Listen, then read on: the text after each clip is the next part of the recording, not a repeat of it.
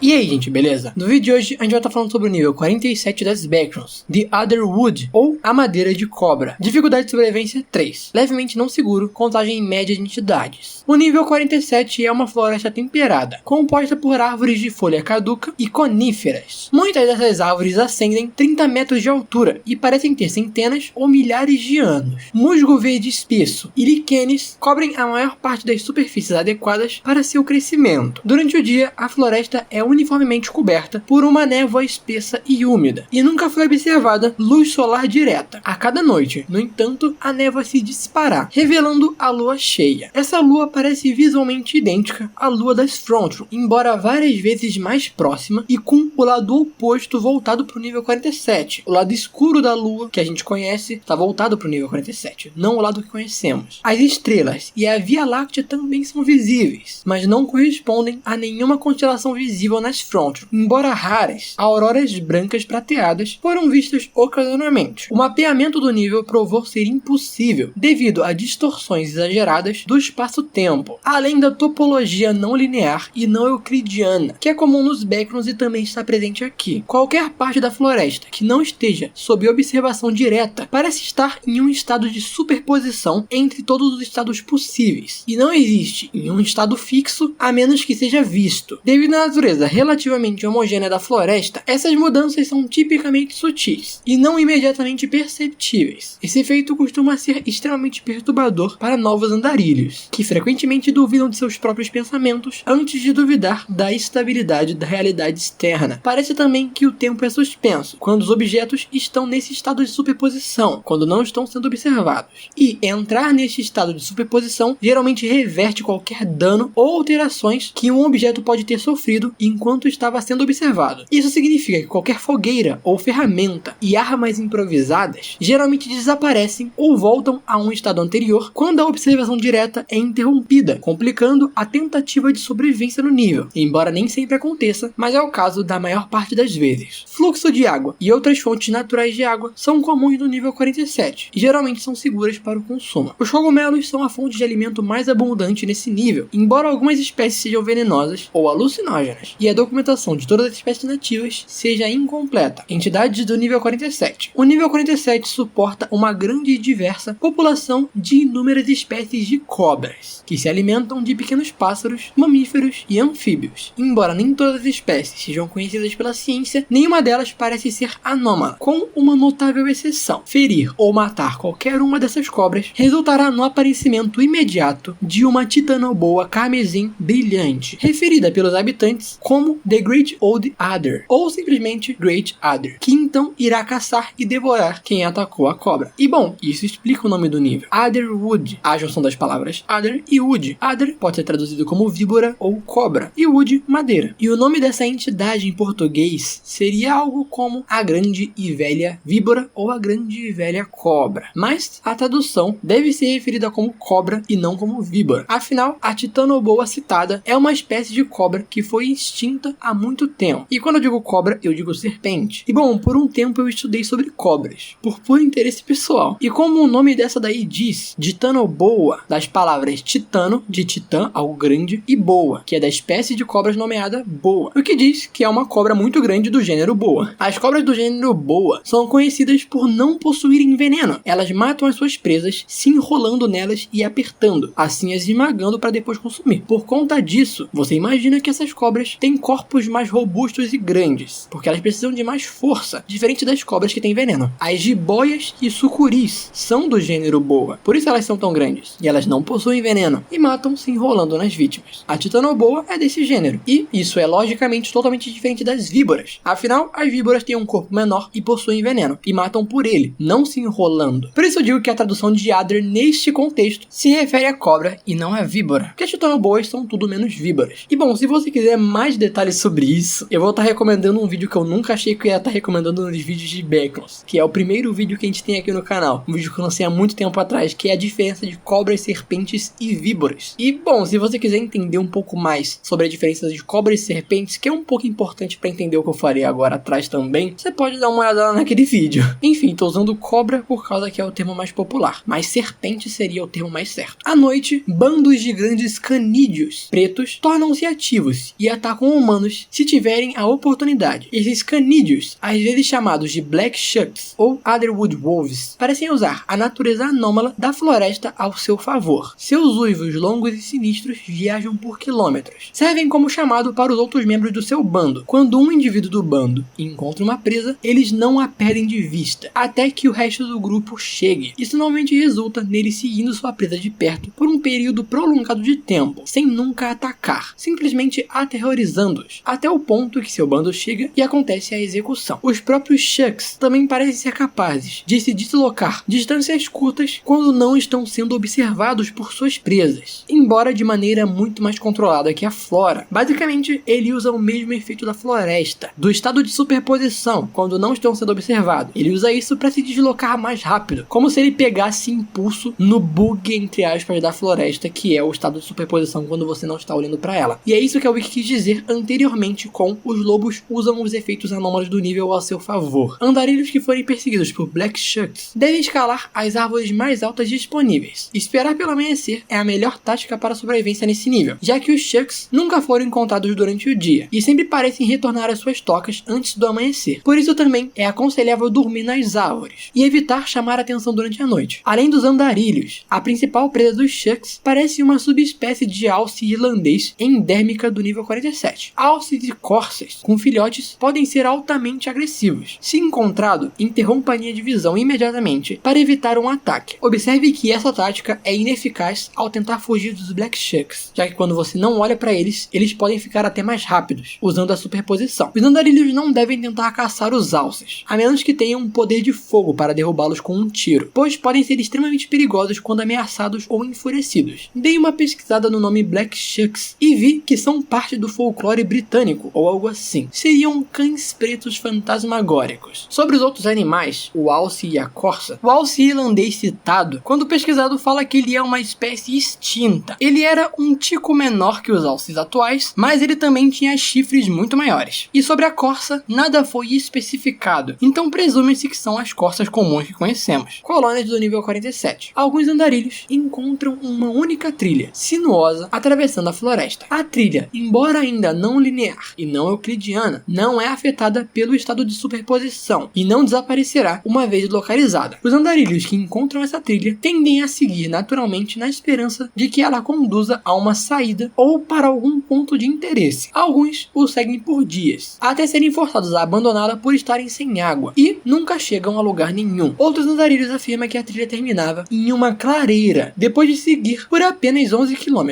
Essa clareira contém uma grande casa senhorial e um antigo megalito. Os dois parecem existir simultaneamente em um estado de superposição. Em ambos os casos, a clareira parece ser a sede de um grupo que se autodenomina Ophion Occult Order, ou Ordem Oculta de Ophion, ou Ophion, porque às vezes PH em inglês fica F, né? Fui pesquisar e esse Ophion parece ser um inseto. Vi que além disso tem uma relação com a mitologia grega, mas decidi não ir muito a fundo. Pouco se sabe sobre essa ordem, já que eles são tipicamente hostis a qualquer andarilho que se depare com a clareira secreta deles. Eles não têm interesse em fornecer qualquer tipo de assistência e geralmente consideram qualquer andarilho um invasor. Sabe-se, no entanto, que eles têm grande reverência pelo Great Old Adder, a Titanoboa, acreditando ser um descendente ou uma reencarnação de uma cobra do mundo divino, que eles adoram como fonte de conhecimento e poder oculto. Membros da ordem também foram vistos ao longo da trilha ou na própria floresta, geralmente vistos com capuz, trajes carmesim e máscara de marfim, lembrando que a Titanoboa era descrita como cor carmesim também. Embora normalmente indiferente aos andarilhos, os encontros variam de sequestros a proselitização. Prosélito significa fazer parte de uma seita. A palavra usada na wiki é proselitization. O zation em inglês é o nossos ação. Então acho que proselitização parece ser uma tradução justa, mesmo que eu ache que essa palavra não existe no português. Mas o que eu quero dizer com tudo isso é que os membros do culto podem capturar andarilhos ou proselitizar eles, que seria converter eles ao culto. É difícil quando a wiki coloca umas palavras meio difíceis que ninguém conhece. Durante o evento posterior, eles frequentemente se gabam dos segredos arcanos e de seus poderes milagrosos que sua ordem possui, incluindo capacidade de viajar à vontade pelos backgrounds. Embora sem dúvida grosseiramente exagerados, eles são evidentemente muito mais confiantes em navegar no nível 47 do que os andarilhos comuns, demonstrando uma habilidade de convocar e de até certo ponto comandar a Great Adder. e os Black Shucks foram testemunhados fugindo até mesmo de um membro sozinho. Os andarilhos são aconselhados a evitar o máximo interagir com os membros desse grupo. Não confie neles e considere qualquer promessa de ajuda ou salvação como suspeita. Entradas e saídas do nível 47. O NoClip é o único método confirmado de entrar ou sair do nível 47. Felizmente, devido ao seu alto nível de instabilidade, o NoClip para ir ao nível 47 ou para sair dele é bem mais fácil e mais frequente do que a média. O texto na wiki nesse ponto afirma que cavidades de árvores mortas parecem ser especialmente propensas a permitir que os andarilhos NoClipem para fora. Essa é mais ou menos a tradução. Esse trecho me dá a entender que funcione como uma saída, porque ele usa o termo NoClip out, que seria NoClipar para fora. E a gente pensa logo que o significado seria NoClipar para fora do nível. Considerando isso, temos uma saída, mas não temos uma entrada. Afinal, a citação de entrada que temos é: um NoClip é bom para entrar nesse nível. Mas onde? Em qual nível? Em qual lugar? Então, como a aba de entradas e saídas dessa wiki é junta, talvez possamos considerar que essa cavidade em árvores mortas não sirva só como saída, e sim também como entrada, em níveis que tenham alguma árvore morta com cavidades. E se você fazer um NoClip nela, você poderia entrar no nível 47. A questão aqui, gente, é que inglês é uma língua super chata. O português é uma língua muito mais literal. A gente geralmente tem uma palavra para se referir a uma coisa, no máximo a 2 ou 3. No inglês, ele tem uma palavra que se refere a 15 coisas diferentes. O contexto em inglês importa muito. É por isso que é muito difícil interpretar alguns textos, porque dependendo o contexto, faz com que fique ambíguo, ou até mesmo ambíguo de 3 formas, tá ligado? Não de 2. Principalmente quando é uma escrita. Se a gente passa por problemas aqui no Brasil conversando com alguém no WhatsApp, porque é mais difícil de você interpretar alguém por um chat do que falando com a pessoa, imagine em uma língua que tem 15 significados diferentes para a mesma coisa. Então,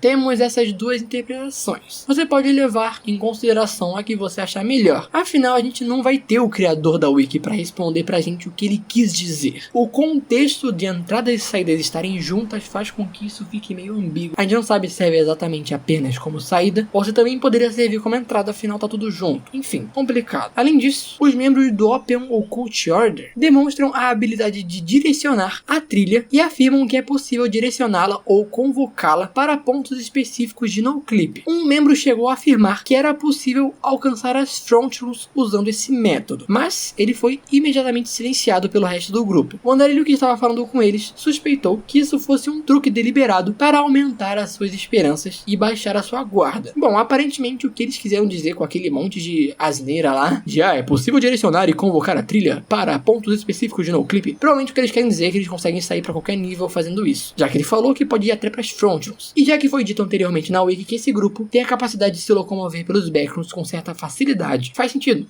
Até o momento, a utilidade para sair do nível utilizando essa trilha permanece não confirmada, pelo menos para nós andarilhos normais. Na moral, esse nível foi um pouco difícil. Acho que já comentei que não suporto wiki com escrita difícil, tipo The Grave, níveis que usam muito terminho, muita palavrinha difícil. Essa wiki foi o recorde. Tive que pesquisar umas 5 palavras para descobrir o que elas significavam, palavra que ninguém fala em português. Passei um belo tempo fazendo esse roteiro. A junção de traduzir a wiki do inglês, que não é fácil pelas ambiguidades, contextos e pá, mais termos difíceis que poucos conhecem, tipo proselitismo, mais o fato dessa wiki ser mais complexa que o normal, tendo muito detalhe, muita função, não foi tão fácil quanto pareceu. Então, se você puder apoiar de qualquer modo, deixar um like ajuda, comentar ajuda, se inscrever ajuda, isso tudo é de graça, qualquer um pode fazer e me ajuda muito. E se você quiser apoiar mais ainda, mandando um valeu demais, um seja membro, mandando um pix rapidinho, também ajuda muito. Qualquer valor conta. Se 1000 pessoas derem R$1, tenho 1000 pila, bicho. Se 1000 pessoas mandam 50 centavos, eu tenho R$500. Qualquer valor conta. É aquilo, mano, de milho em milho a galinha enche o papo. Não é esse o ditado? E lembre-se, temos mais de 100 vídeos de backrooms aqui no canal. Dá uma olhadinha na playlist. Mas então é isso. Esse foi o nível 47 das backrooms. E aí, você moraria aqui? Mano, esse lugar, eu acho que a dificuldade desse nível deveria ser mais alta. Eu acho que 3 é pouco. O lugar parece bem perigoso. Por isso mesmo, eu não moraria. Florestas não parecem ser locais muito confortáveis. Lembrando que temos um servidor no Discord. E caso queira apoiar, temos o Seja Membro e o Valeu Demais ativados. Considere enviar uma quantia ou se tornar membro, caso goste e queira apoiar o meu trabalho. Espero que tenham gostado. Se gostou, não se esqueça de deixar um like, se inscrever e ativar o sininho sininho pra não perder mais nada. Me segue nas redes sociais, links na descrição, vídeos novos toda segunda e sexta. Quarta, pode sair um vídeo extra. Mas então é isso, até um outro dia.